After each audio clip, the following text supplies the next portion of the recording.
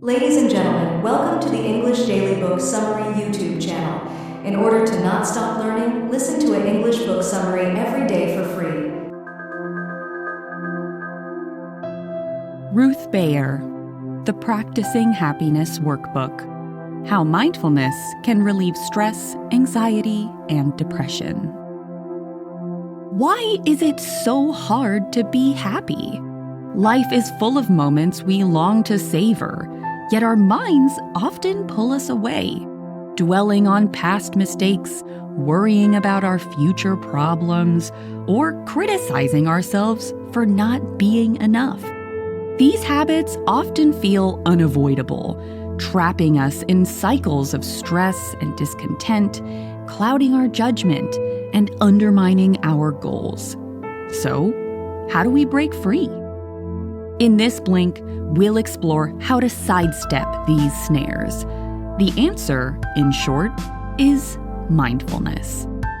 Through accessible exercises and clear guidance, you'll learn how to notice your thoughts and feelings without being ruled by them.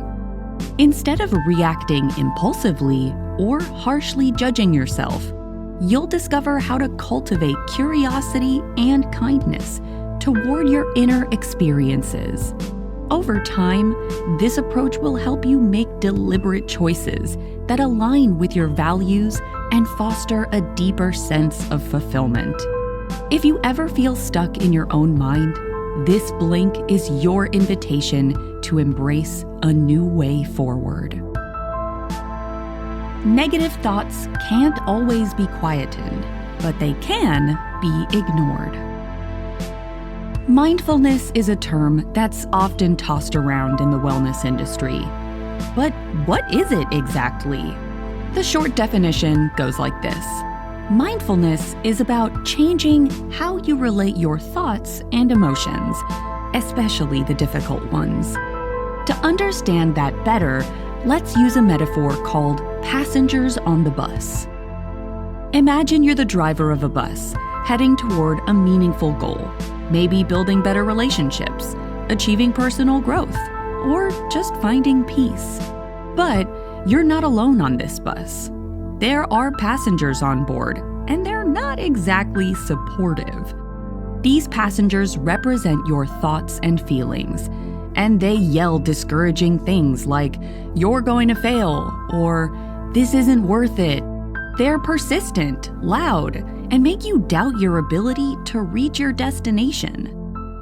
You might feel tempted to stop the bus and deal with them.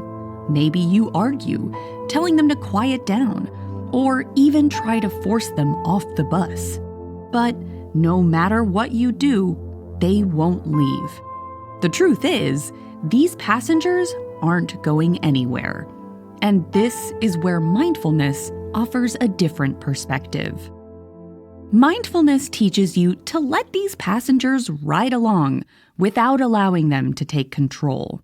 Instead of battling them or letting them dictate your direction, you stay focused on driving toward your chosen destination. Their voices are still there, but you stop giving them the power to influence your actions.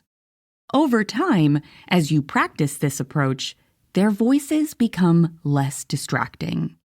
They don't go away completely, but they fade into the background, allowing you to concentrate on the road ahead.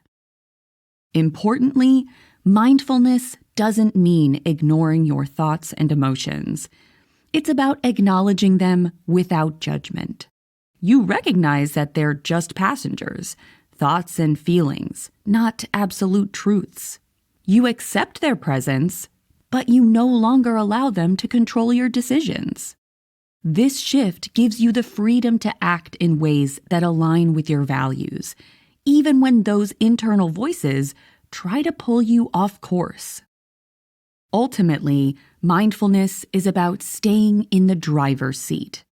The passengers may still chatter, but they lose their grip on your attention and energy. This practice allows you to live intentionally, moving forward with clarity and purpose. No matter the journey, Mindfulness empowers you to navigate life with resilience and focus, even when challenges arise. Okay, now that we have a clear definition, let's look at some of the exercises to help you start using this powerful tool.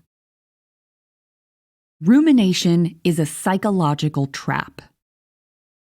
Rumination isn't just overthinking. It's a mental trap that pulls you into cycles of negativity.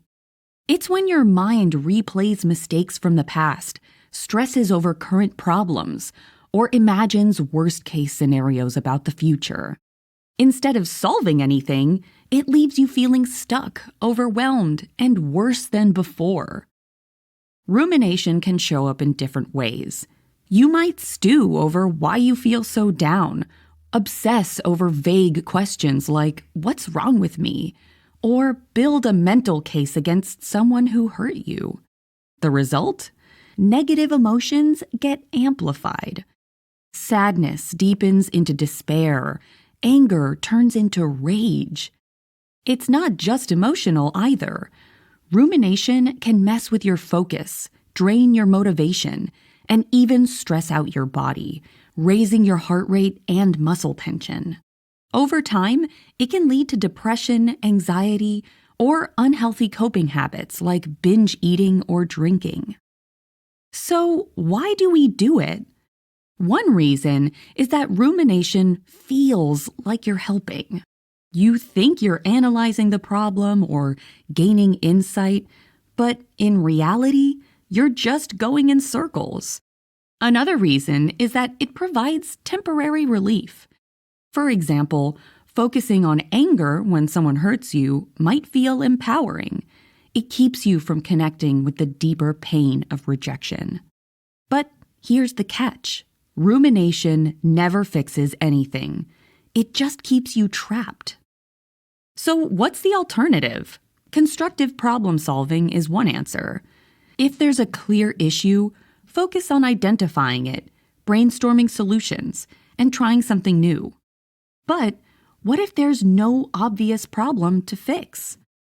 That's where mindfulness comes in. The first step is recognizing rumination for what it is. Label it. This is rumination. Simply calling it out helps you see it more clearly.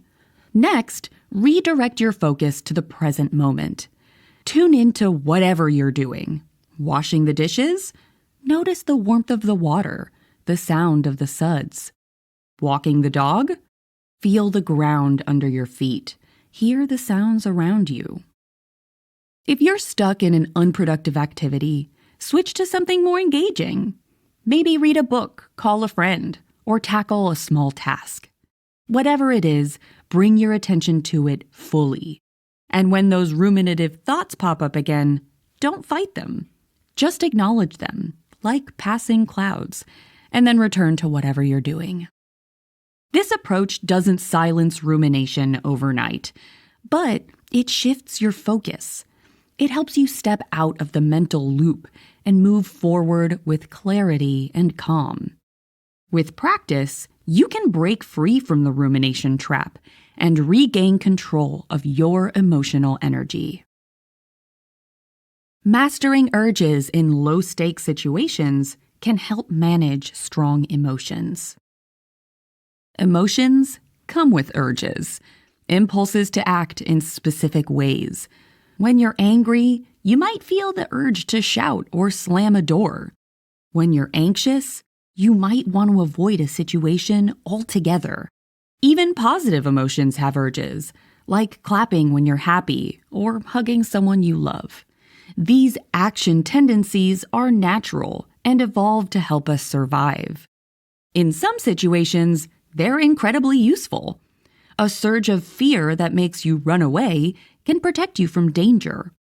But in modern life, these impulses often cause problems. For example, anxiety might trigger the same fight or flight response as facing a predator, even if you're just giving a speech or asking someone on a date.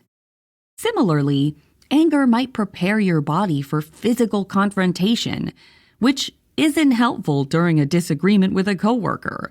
When these urges take over, they can lead to emotion-driven behaviors that are unhelpful or even harmful.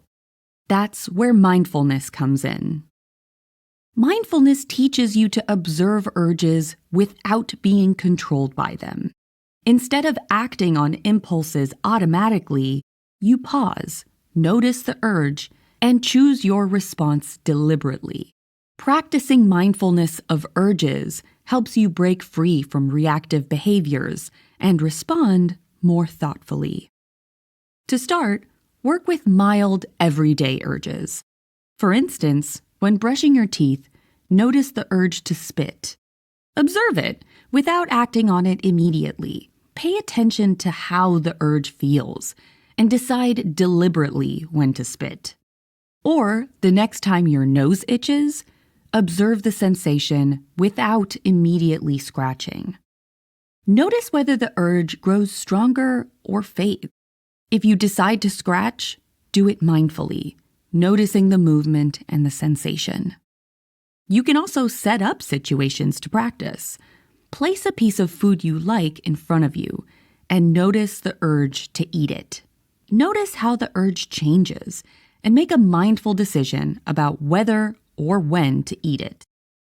Or hold an object at arm's length until you feel the urge to put it down. Pay attention to how the sensation develops and choose deliberately when to lower the object. These exercises teach you to separate the urge from the action. By observing without judgment, you gain a better understanding of how emotions, sensations, and thoughts interact. Over time, this practice builds the space to choose your response instead of reacting impulsively. Mindfulness of urges helps you navigate emotions with clarity and intention, reducing unhelpful behaviors and fostering a sense of control. Living in the moment is a recipe for happiness. Our minds often drift into autopilot, carrying us away from the present moment. Think back to the last time you washed the dishes. Were you focused on the sound of the water splashing, the scent of the soap, the feel of the plates? Or was your mind elsewhere, replaying past events or planning the future? This autopilot mode is common and sometimes helpful. It allows us to multitask, like holding a conversation while driving. But too often, it robs us of the chance to fully experience life's richness. Research shows that people are happier when they focus on the present moment, regardless of what they're doing. This focus prevents mental traps like rumination, helps us make better decisions, and enables us to appreciate life's small yet meaningful moments. Developing this awareness doesn't mean eliminating autopilot entirely. That's unrealistic and unnecessary. Instead, mindfulness helps us choose when to engage fully and when to rely on autopilot. A simple exercise, like eating a raisin mindfully, can cultivate this skill. Start by looking at the raisin as if you've never seen one before. Observe its shape, the color and texture. Roll it between your fingers and notice how it feels. Smell it. Listen to the sound it makes if you squish it gently. And take your time noticing every sensation it brings. When you place the raisin on your tongue, notice its weight and texture. Slowly chew, paying attention to how it feels and tastes as those sensations develop in your mouth. Notice the urge to swallow, then observe the sensation as you do so. If your mind wanders to thoughts, memories, or feelings, gently guide your attention back to the raisin. Repeat this process with another raisin, allowing yourself once again to linger on the experience. This exercise illustrates the power of paying attention to the present moment. Routine activities, when done mindfully, reveal details we usually miss. Pleasant experiences become more vivid and enjoyable. Even unpleasant moments, like eating something you don't like, become easier to tolerate when approached with curiosity and non-judgment. Mindfulness allows us to face discomfort with greater calm and make intentional choices about how to respond. Practicing mindfulness transforms ordinary moments into opportunities for connection and insight. Whether you're eating, walking, or washing dishes, this awareness helps you fully engage with your life.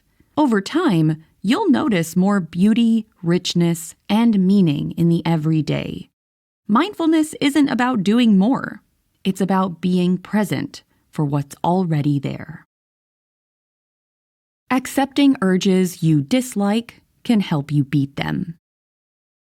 Few urges are more powerful than the desire experienced by smokers to light up a cigarette. No wonder, then, that most would-be quitters try to repress this overwhelming urge. And yet, new research into mindfulness suggests that is exactly the wrong approach. In a study with smokers, participants were divided into two groups. One practiced mindfulness acceptance of their urges, and the other used their usual strategies like ignoring or distracting themselves. By the end of the week, those practicing acceptance smoked fewer cigarettes. They had learned to observe their cravings without giving in. Let's break that down. Acceptance means observing unpleasant feelings without judgment or resistance. This may feel counterintuitive. Society often encourages us to eliminate negative emotions as quickly as possible, but attempting to suppress or escape feelings often intensifies them. Acceptance, on the other hand, allows these emotions to take their natural course, helping us recover more quickly and act more intentionally. Mindful acceptance offers two key advantages. First, it keeps us from falling into psychological traps like rumination, avoidance, or self-criticism. By accepting feelings without judgment, we create space for them to pass naturally. Second, it strengthens our ability to perform challenging but important actions, such as resisting strong urges by intentionally pausing. To practice mindful pausing, start by stopping what you're doing and creating a moment of stillness. Adjust your posture to reflect openness. Straighten your spine and relax your shoulders. Observe what's happening in your body and mind. Tune into sensations, emotions, and thoughts. It can help to label them gently, such as tension in my chest or a feeling of frustration. Focus on your breath as it moves in and out. If your mind wanders, gently bring your attention back to your breathing. As you settle into the moment, expand your awareness to include your body as a whole. Notice your sensations and emotions without trying to change them. Allow uncomfortable feelings to be there, perhaps saying to yourself, "It's okay to feel this. Let me notice it." When you're ready, respond mindfully to the situation. Sometimes this means letting feelings or situations run their natural course. Other times, it may involve taking deliberate action that aligns with your goals. Mindful pausing creates space between impulse and action, breaking the cycle of automatic reactions. This practice fosters clarity and intentionality, allowing you to respond in ways that align with your long-term ambitions and values. Over time, it strengthens self-control and emotional resilience, helping you live with greater awareness and purpose. In this link to the Practicing Happiness Handbook by Ruth Bayer, you've learned that mindfulness can help you navigate life with greater awareness and resilience by focusing on the present moment and accepting emotions without judgment.